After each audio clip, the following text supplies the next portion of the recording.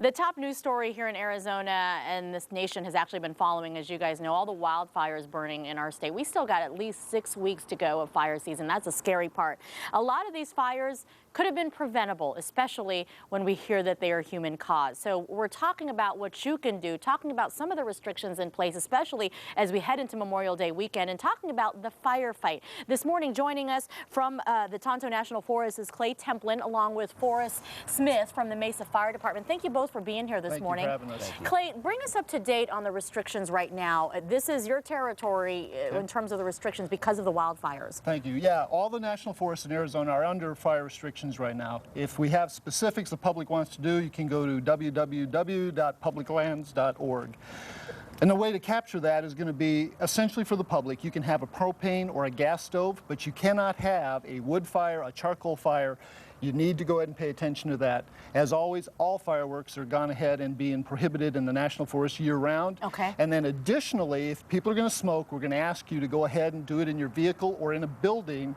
And then finally, for the Tonto National Forest, we also have a target shooting restriction. So we're going to ask you not to do that. And we're asking the public's help on this to go ahead and help us and not try to have additional fires. And if you just look at what we've been following, of course, with the wildfires burning, it's just crazy, especially with hundreds of people still evacuated. Forrest, you have brought along a brush truck. This was actually used in the Wallow fire last year, and it's on its way to help with some of the wildfires here in the valley. What does this thing do? Well, that's right. What we do is we have engines and pumpers that are classified differently. So you have your Type 1, which is what you see on the streets. And then in the wildland world, they have what's called a Type 3, which is your bigger off-road vehicle. And this is what we use to do what we call fight our urban interface fires that are in the valley here. So if you have a fire that's up along some of the homes and some of the areas right along the wildland areas, this is the type of truck that we use to fight those fires. So this actually What is this equipped with? This is equipped with all different types of specialized tools that allow us to clear brush around homes. Many of the support that we're providing up at Gladiator as well as Elwood is to help with structural protection. So what we have is tools that allow us to clear brush around homes, take away the fuels away from homes. That way, any of the fire going on in those wildland areas aren't necessarily going up into the homes. As you see, it's basic tools like shovels. We've got what's called the McLeod, specialized tools again that allow us to fight these fires and at least get the fuel away. And of course, you see we have different type of helmets and things that we wear when we're in that wildland world. Because it is a different type of fight. And Forrest, I know Mesa just had another crew go up last night. The number we're seeing now at Gladiator wildfire, Clay, is near 1,000 firefighters. What are you looking at? I mean, what can people do? Because I think people are getting frustrated. You know, they want to go back home, but they have to remember patience, right? Patience is what we ask the public to be with us on.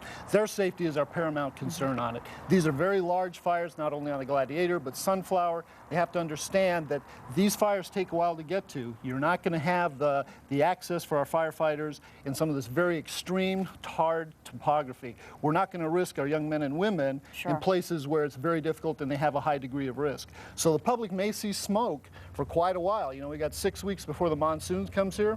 That's what's going on. But they need to understand there's a lot of guys out there from our cousins in the structure world within our stuff.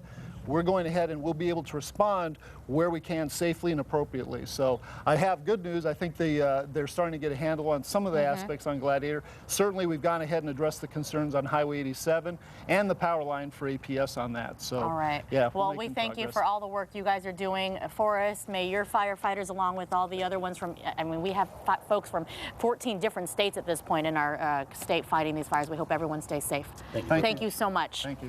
Stay with us, folks. We are actually staying here in the parking lot. Look at this. Behind the brush truck is this new Mazda. We're going to check in with